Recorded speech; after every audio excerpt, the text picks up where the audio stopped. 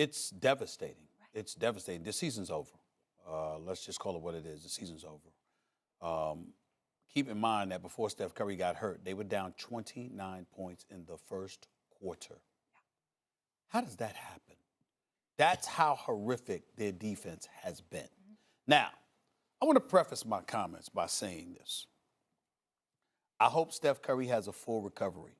I love this brother as a person and as a superstar in the NBA. He represents everybody incredibly, incredibly well, him and his wonderful family and the whole bit.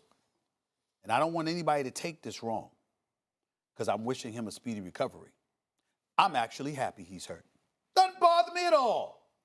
What did I tell you? What have I been telling you before the season began? I said, will he make it? My number one concern as I sat up here. Yeah, you did. I kept saying. You said he's going to they going to. Now, that didn't happen yesterday, obviously, on that play. But it was a concern with guys for you. sliding under, trying to draw offensive fouls from the weak side. They got to do something about that. I mean, I get it. But what I'm trying to say to you is, I don't want. Steph Curry still has an awful lot left in him. Mm-hmm. I don't know if we will have been able to say that had he played this entire season with what other teams were going to subject him to without the services of Kevin Durant and Klay Thompson.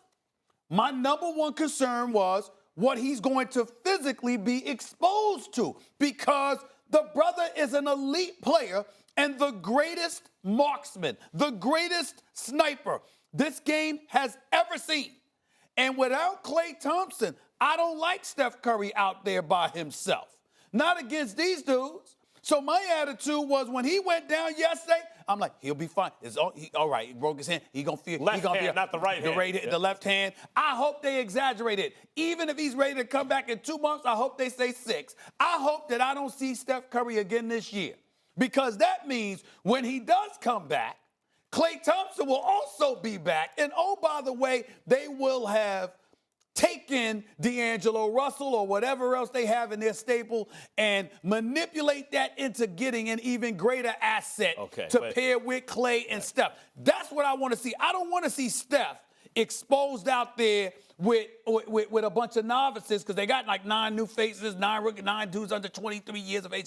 I don't want that for Steph Curry. So I'm glad he's out. All right, and I don't want to see him again this year. That's where I was going. First, props where it's due. You said that he's not going to make it through the year because of the offensive load he'll have to carry and the way they'll be going at him. Now, that was a freak thing that happened. However, it was apparent so far that guys it's not just that they were falling and swiping at him. Yep. People were doing exactly what you said they do, and ultimately he is hurt with a hand injury, even if it was a freak kind of thing, so you get your props. I agree, this is actually a good thing for the Golden State Warriors. And you touched on it, your last point that you made.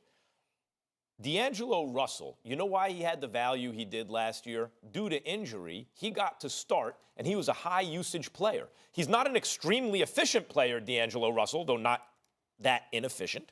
He's a good player who looks a little better than he is when you give him a lot to do. That's what's going to happen right now on the Golden State Warriors. D'Angelo Russell's going to have a lot to do. His stock will consequently go up. And they will be able to flip him, because I've been saying the entire time, and Golden State says he's in their long-term plans, that's clearly nonsense. I don't think D'Angelo Russell's a fit for them on the court. I don't think he's a fit for them in the locker room.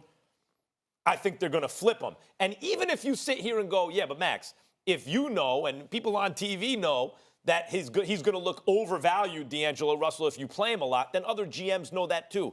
Yeah, but it's human nature. When you see a guy actually go out and do it, average over 20 points, bunch of assists, make highlight reel passes and stuff, you wind up emotionally overvaluing that guy. That's what's going to happen to D'Angelo Russell. Furthermore, it did not look like the Warriors were going to win a lot of games this year, even with Steph Curry. They'll be better off understanding what the real mission is for the rest of this year, building up the assets so that when Steph and Klay comes back, they come back to something.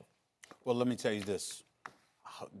We all should pray that they don't come back to this, because once again, the Warriors looked absolutely atrocious last night. And there's simply no excuse for looking this way defensively. I'm going to repeat. They were down 29 points in the first quarter. How does that happen? You have most teams in the NBA that have a difficult time scoring 29 points in the first quarter. They were trailing by 29 points in the first quarter. There's something severely wrong with this franchise defensively right now. There is no excuse for it. But look, I don't know what you mean about effort, but a lot of it is, especially as defenses and offenses are the way they are, defenses have to be more sophisticated now. It's not just effort to the extent it used to be. Think about this. If you had a defensive problem on the perimeter, let's say, and you imported any one of the following players, last year's version, you might say, ooh, that kind of fixes the defense. Livingston, Iguodala, Clay, KD. Any one of those guys might fix the defense. They lost all four. You lost. Any one can fix it. They lost all four like that. Poof, gone. Of course their defense is going to be hurting. I get it, not like this, but of course not that's like a shot to this. take. That's all I'm saying. Not like this. I ask a question.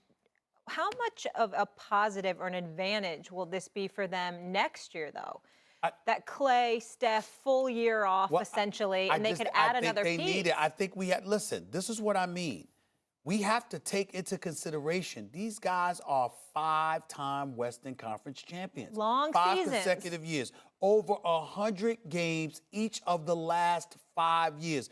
There's a lot that their bodies have toiled. So when you look at it from that perspective, look, man, they need a break. They need a break. It wouldn't bother. Listen, this sounds bad, but it wouldn't even bother me if Draymond ended up getting hurt. He's been playing too. I think they all need a break. Keep in mind. I think they all need a break. Thanks for watching ESPN on YouTube. For more sports highlights and analysis, be sure to download the ESPN app. And for live streaming sports and premium content, subscribe to ESPN Plus.